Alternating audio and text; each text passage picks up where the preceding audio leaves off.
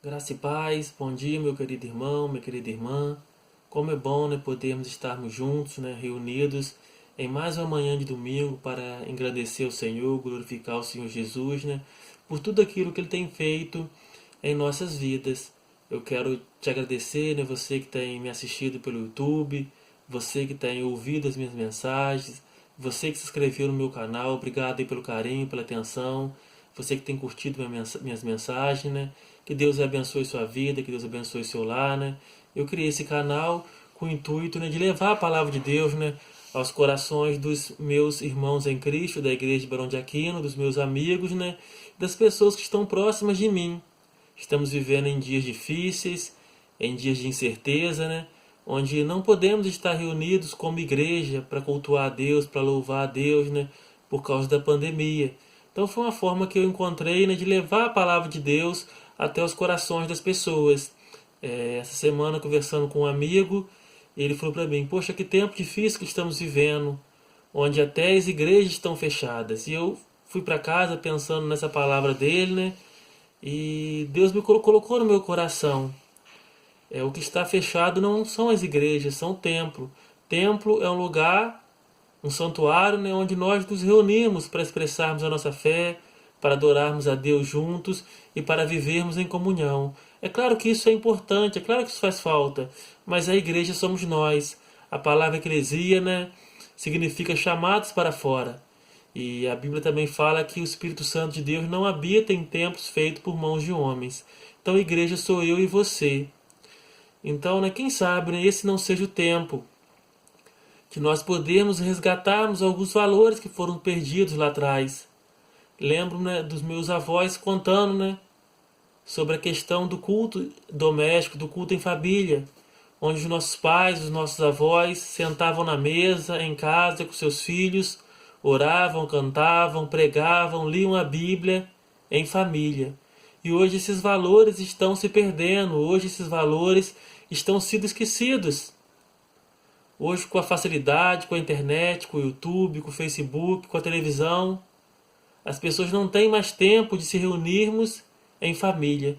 Quem sabe essa quarentena que estamos vivendo não venha nos ensinar isso, a vivermos em família, a adorarmos a Deus em família. Então, né, a sugestão que eu deixo para você nesse momento é que você possa estar se reunindo em casa com a sua família.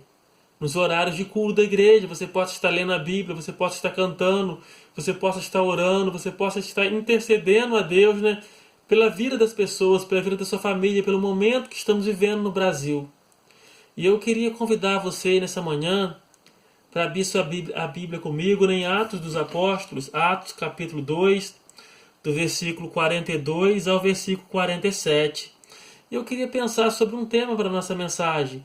E o tema que eu escolhi é uma igreja ideal.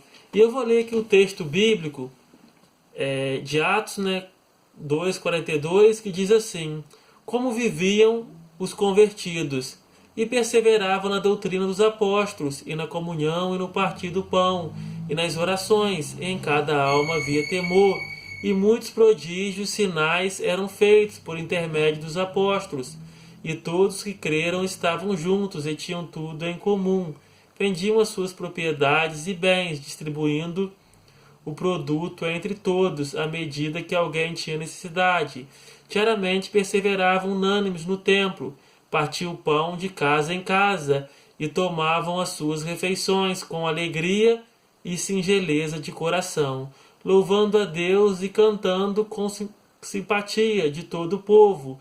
Enquanto isso, acrescentava o Senhor dia a dia os que iam sendo salvos. Né? Que Deus assim abençoe a sua palavra, aplicando aos nossos corações, porque a sua palavra ela já é abençoada. Uma igreja ideal, né? Eu queria pensar com vocês nessa manhã sobre 4 características de uma igreja ideal. É claro que tem outras, mas nesse texto aqui, né, eu retirei 4 características que eu acho que são fundamentais para o cristianismo, que são fundamentais para mim e a sua vida hoje. E são características que têm se perdido ao longo dos tempos. E a primeira característica sobre uma igreja ideal, a igreja ideal é aquela que ama. É aquela que ama. E eu pergunto, o que vem a ser amor? Amor para mim, né, é você se colocar no lugar do outro. Jesus fez isso por nós. Ele se colocou na cruz em nosso lugar. Ele pagou o preço por nós. Diz o texto, né, de João 3,16, porque Deus amou o mundo de tal maneira que deu seu Filho unigênito para que todo aquele que nele crê não pereça, mas tenha vida eterna. Vivemos em tempos de materialismo, onde amamos coisas e rejeitamos pessoas. Então a Bíblia diz aqui que uma igreja ideal é aquela igreja que ama. O apóstolo Pedro, na sua carta, em 1 Pedro 1,22, ele diz assim: amai-vos ardentemente uns aos outros com um coração puro. Então, né, Pedro falando amar com um coração ardente. Amar é você se colocar no lugar do outro, é você sentir a dor do outro. E é isso que a igreja de Cristo precisa fazer. Nós precisamos amar de coração e não amar de palavras. A Bíblia nos ensina que certo doutor da lei quis surpreender Jesus. Ele chegou para Jesus e disse assim: Senhor, qual é o grande mandamento da Bíblia? O que está escrito? E Jesus disse: o grande mandamento é amarás o Senhor teu Deus sobre todas as coisas e ao teu próximo como a ti mesmo. E aquele doutor da lei então, né, vendo que Jesus havia respondido bem, e ele ficou assim, meio envergonhado, né? E ele perguntou para Jesus: quem é o meu próximo? E aí Jesus então vai contar aquela parábola do bom samaritano, onde aquele homem ele caiu na beira do caminho, né? E veio um levita, passou e olhou de largo. Veio um sacerdote, passou e olhou de largo e foi embora. E veio um samaritano, que era inimigo daquele homem que estava caído. Ele se compadeceu da situação dele. Ele pega aquele homem, passa óleo nos machucados, coloca ele em cima do seu jumento, leva para a hospedaria, né? E ele lá deixa ele no hospital, ele paga lá, né, aquela quantia que era necessária para ele ser cuidado lá. E Jesus então vira para aquele doutor da lei e diz: quem é o próximo? E o doutor da lei diz assim: aquele que usou de misericórdia. Jesus vai então e diz assim: vai e faze tu mesmo. Mas eu voltando nessa parábola, esse bom samaritano ele fez 3 coisas que a gente não gosta de fazer. Investir tempo com as pessoas, parar para investir tempo com uma pessoa que não pode trazer retorno, que é rejeitada e marginalizada pela sociedade. Investir o nosso dinheiro sem ter retorno. Investir os nossos bens na vida de outros. Aquele bom samaritano, ele gastou tempo com aquela pessoa. Ele pegou o seu meio de transporte. Ele colocou uma pessoa que não podia andar na sua jumenta e carregou ele para a hospedaria. Quantas pessoas vão para a igreja de carro, passam por um irmão na rua e não podem dar carona? Aquele homem investiu o seu dinheiro na vida de uma pessoa. Quando nós pensamos em investir dinheiro, né, nós pensamos em investir dinheiro em algo que vai nos dar retorno, que vai nos dar lucro. Ninguém gosta de investir dinheiro em algo que não vai ter retorno. Mas, irmãos, o grande problema da igreja hoje, às vezes nos preocupamos em ter uma igreja bonita, com ar-condicionado, com forro, com o chão cheio de pedras de valor, mas às vezes não nos importamos com o irmão que está passando necessidade. Às vezes não nos importamos com o irmão que está sofrendo, está tendo falta de alimento. Então, né, aqui a Bíblia fala que nós devemos amar. Nós devemos nos colocar no lugar do outro. Então a igreja primitiva era uma igreja que amava. Era uma igreja que se importava com o seu próximo. Diz o texto: e vendiam suas propriedades e bens e distribuíam tudo o que tinham e partiam o pão. Então, irmãos, que nós possamos amar mais. Que nós possamos se importar mais com o nosso semelhante. A segunda característica de uma igreja ideal é aquela que evangeliza. A igreja que evangeliza.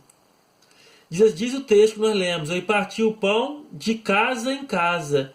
Enquanto isso, acrescentava-lhe o Senhor dia a dia os que iam sendo salvos. Então, né, o texto aqui diz que eles partiam o pão de casa em casa. A ideia que eu tenho é que eles visitavam uns aos outros, eles iam nas casas dos outros. Eles levavam não só o pão físico, mas eles levavam o pão espiritual. Jesus nos ensina na sua palavra, né? Ide por todo mundo e pregai o evangelho a toda criatura. Essa foi a ordem de Jesus. Que nós deveríamos sair das quatro paredes, que nós deveríamos ir por todo mundo pregando o amor de Deus, falando do amor de Deus, falando do evangelho de Deus, né?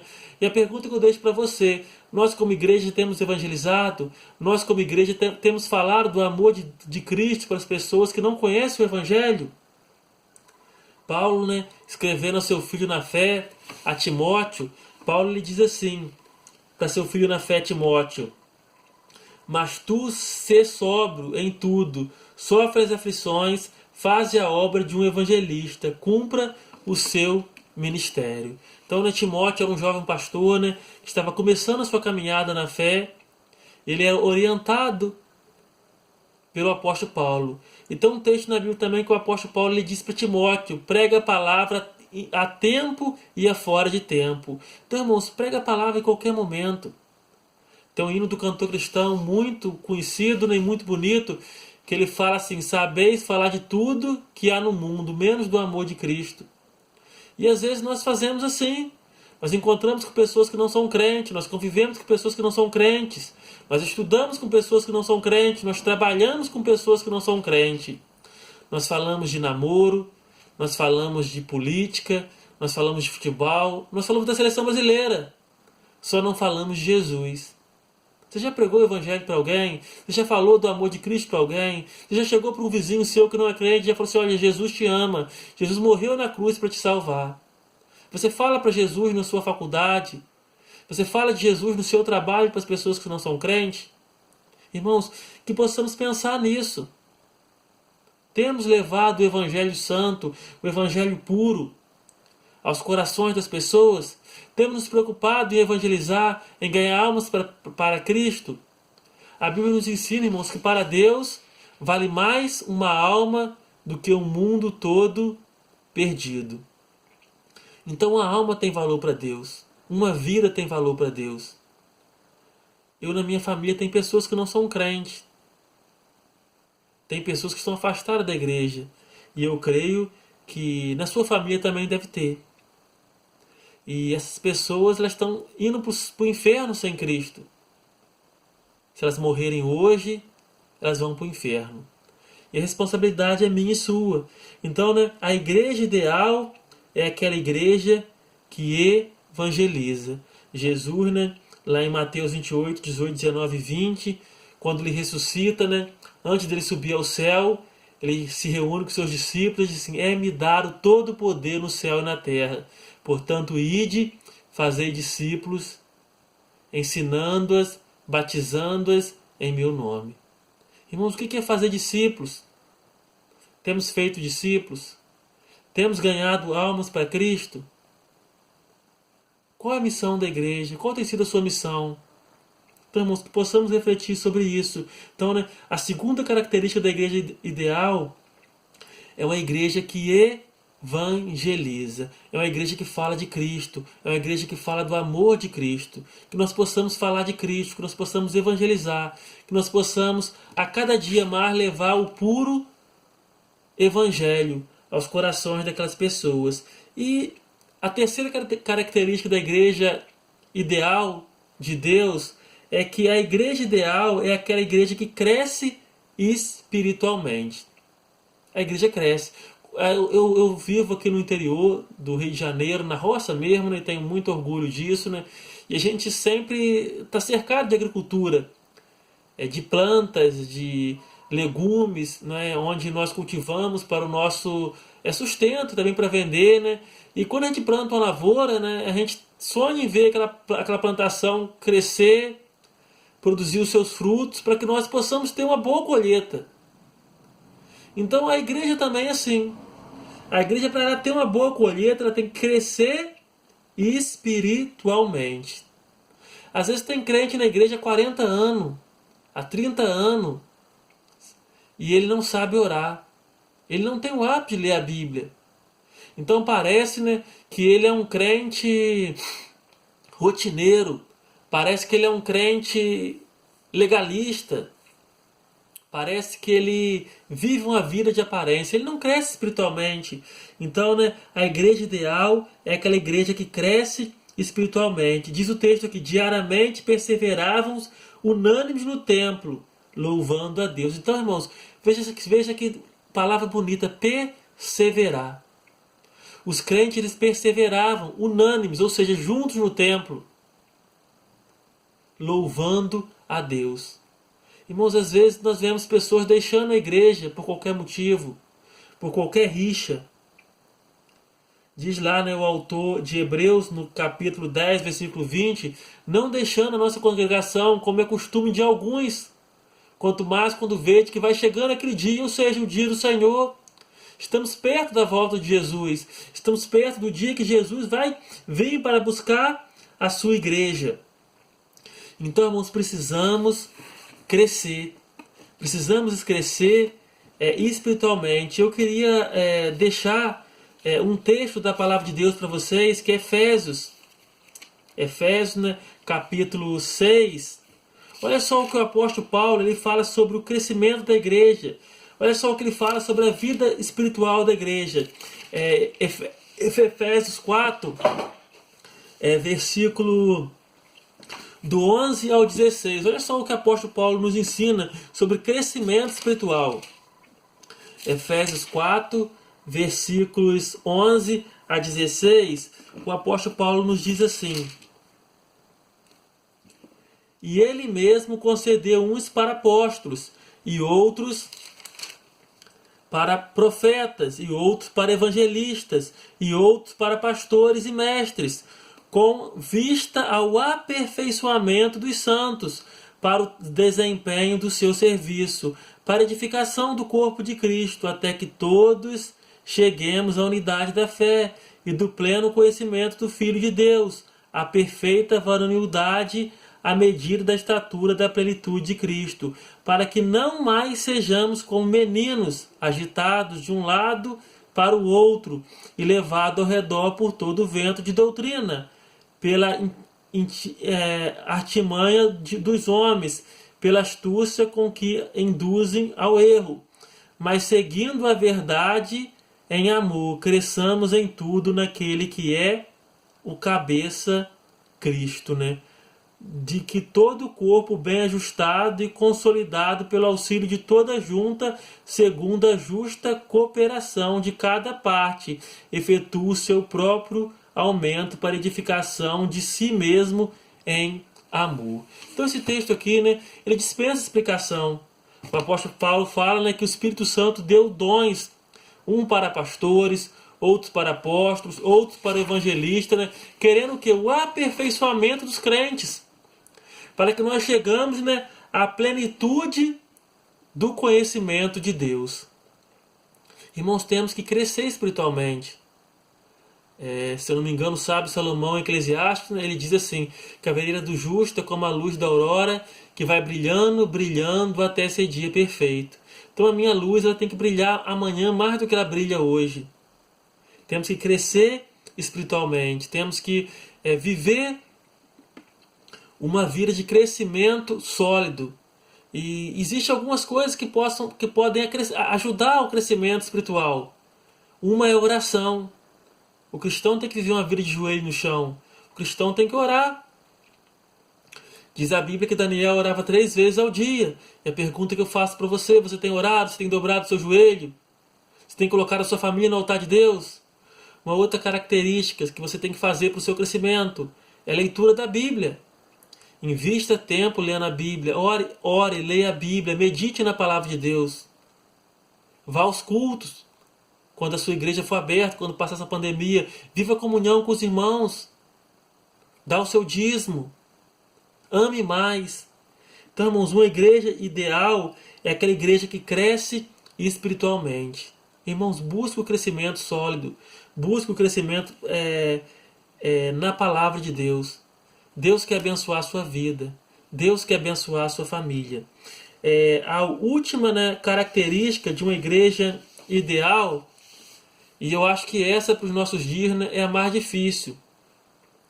A igreja ideal é aquela que vive unida, né?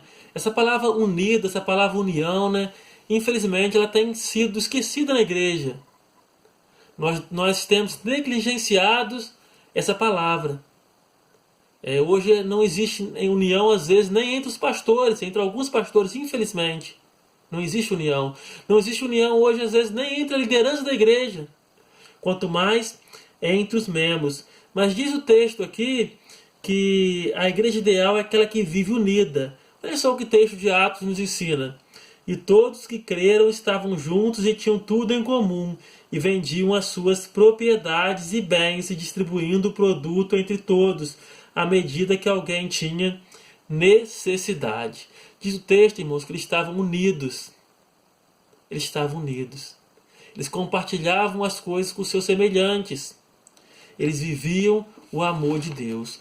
Hoje, né, é muito difícil vivermos a união da igreja, porque hoje nós somos pessoas de dons diferentes na igreja, com características diferentes, com defeitos diferentes. Mas, irmãos, nós temos que superar isso.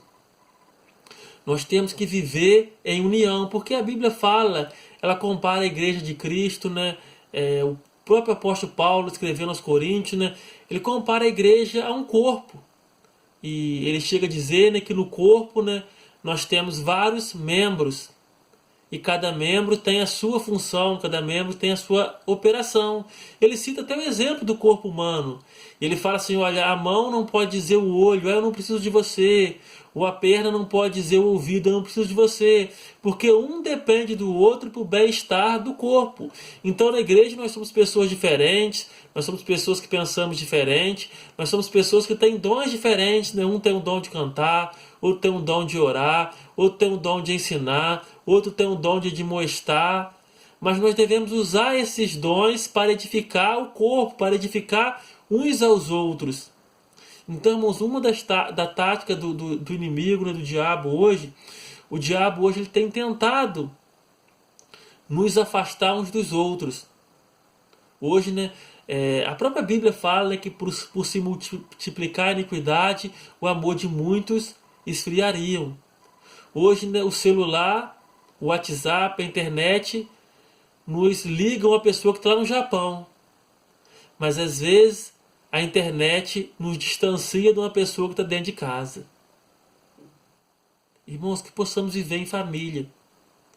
Que possamos ter tempo, né, para sentarmos juntos na mesa, uns com os outros em casa. Que possamos refletir na palavra de Deus. Que possamos buscar a palavra de Deus. E eu queria deixar, né, uma ilustração com você nessa manhã, que eu acho muito oportuna para esse momento, onde nós falamos de união. E talvez eu queria deixar uma ilustração para vocês, que está num livro que eu comprei de um escritor cristão, que é muito conhecido hoje, né? O pastor Noélio Duarte. E esse livro ele tem como título O Incrível Poder da Motivação. Ele conta aqui algumas histórias, né, que nos levam a motivar. E ele fala aqui nesse livro, num capítulo, a história dos porcos espinhos. E com certeza você já deve ter ouvido essa história. Se você não ouviu, você vai ouvir agora. Mas você sabe um pouco o que é um porco espinho. Aqui no interior, né, nós chamamos de ouriço. Ele é cheio de espinho, ele não pode chegar perto de uma pessoa ou de outro porco espinho, que ele machuca, ele fere. E essa ilustração tem como objetivo viver em grupo, superando as diferenças das pessoas. Diz assim a reflexão do livro.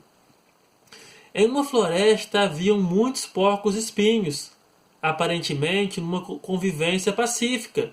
Havia comida para todos e um rio lhe fornecia bastante água. No final do dia, eles se recolhiam em uma clareira para passar a noite ali. Tanto no verão quanto no outono havia chuva e muitas frutas, e todos se alimentavam muito bem. Por fim, o inverno. Inverno, pensavam eles. Todos os anos vencemos o frio, e depois tudo volta ao normal.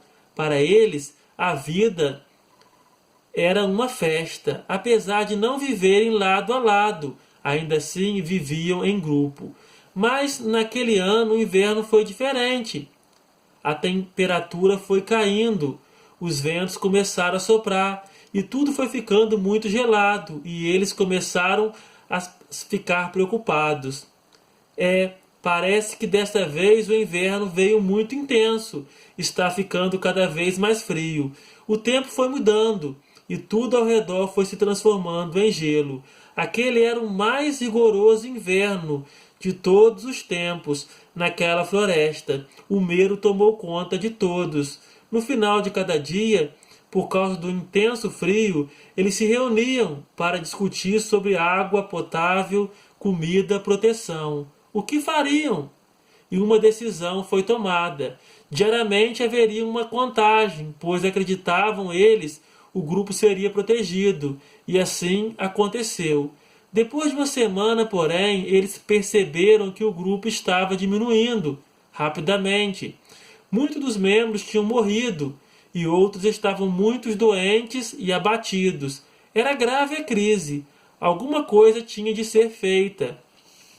Não poderia mais haver perdas. Então, um porco-espinho resolveu assumir a liderança do grupo e, com voz firme e dedicada, ordenou aos sobreviventes: amigos, por falta de planejamento, perdemos muitos membros de nossa manada.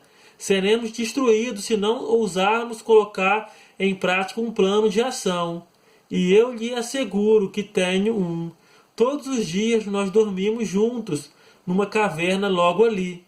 Então, lá do meio do grupo, uma voz indignada e alterada provocou: está certo que você é preocupado, mas nós temos todo o nosso corpo coberto por muitos e afiados espinhos, e eles nos ferirão, provocando intensa dor enquanto estivermos juntos. Não, eu discordo. Precisamos de um plano alternativo. O líder, olhando para aquele inflamado porco-espinho, disse com segurança: eu respeito a sua opinião, amigo, mas se estivermos juntos na caverna durante as noites geladas, o calor emanado por nossos corpos permitirá um contínuo aquecimento no ambiente e assim não morreremos. Eu sei que seu espinho doerá em mim e o meu provocará dor no outro, mas se nós suportarmos uns aos outros, ficaremos vivos e venceremos. Convivamos pelo menos neste inverno, com nossos espinhos e diferenças, para que possamos sobreviver e contar isso aos nossos filhos. Assim o rigor do inverno foi aumentando, mas o calor que emanava dos corpos proporcionou vida, e cada um, suportando o espinho do outro, pôde suportar o terrível frio daquele inverno. Quando a primavera chegou, encontrou aquele grupo vivo, alegre e disposto a lutar pela sobrevivência. Irmãos, que bela explicação, que bela história que o pastor Noélio Duarte vem nos contar. Essa história dos porcos espinhos reflete a minha história e a sua história. Os porcos espinhos não poderiam ficar juntos porque eles se machucavam, eles se espetavam. E nós somos assim. Nós magoamos pessoas, nós ferimos pessoas. E nós somos feridas. Nós pisamos nas pessoas. E somos às vezes pisadas. Mas o verdadeiro cristão, irmãos, ele precisa aprender a perdoar. Ele precisa aprender a dar a segunda chance. Ele precisa aprender a liberar perdão. Que nós possamos conviver com as pessoas, com as suas diferenças, com os seus problemas. E que nós possamos também saber endireitar os nossos defeitos para não machucar os outros. Que nós possamos viver unidos como igreja. Que nós possamos ser a igreja ideal dos olhos de Deus. Eu queria que você refletisse sobre essa palavra nessa manhã. Eu queria que voltar ao tema da nossa mensagem, uma igreja ideal. Então vamos falar de novo sobre as 4 características de uma igreja ideal. A igreja ideal é aquela igreja que ama. A igreja ideal é aquela igreja que evangeliza. A igreja ideal é aquela igreja que cresce espiritualmente. A igreja ideal é aquela igreja que vive unida no amor de Cristo. Irmão, qual a aplicação que nós tiramos para a nossa vida? Quando nós ouvimos uma mensagem, quando nós vemos um texto bíblico, quando nós lemos um texto bíblico como esse, né? Um texto que aconteceu há 2000 anos. O que isso traz para mim? O que isso traz para você? Então esse texto me leva a aplicar na minha vida o amor de Cristo. Aquilo que Cristo fez por mim. Cristo me amou. A Bíblia fala que Cristo nos amou quando nós ainda éramos pecadores. E a Bíblia fala que nós devemos amar uns aos outros. Esse texto me leva, irmão, à responsabilidade de evangelizar. Responsabilidade de falar do amor de Cristo para o meu semelhante. De ser um porta-voz do Senhor. Como o apóstolo Paulo fala que nós somos embaixadores de Cristo. Que nós possamos evangelizar mais. Que nós possamos nos preocupar em levar, né, o evangelho de Cristo aos corações das pessoas. Irmãos, a outra lição que eu tiro aqui é que não adianta pertencer a uma religião. Não adianta pertencer a um grupo social. Precisamos crescer espiritualmente. Você tem crescido na sua fé? Você tem amadurecido na sua fé? O texto de Efésios fala que até que todos cheguemos ao pleno conhecimento do Filho de Deus. A Bíblia nos ensina que nós devemos ser cheios do Espírito Santo. E para encerrar, irmãos, a última parte fala que a igreja ideal é aquela igreja que vive unida. E lá no Salmo 133, versículo 1, o que o salmista diz? Ó, quão bom e quão suave é que os irmãos vivam em união. Ó, quão bom e quão suave é que os irmãos vivam em união. Que possamos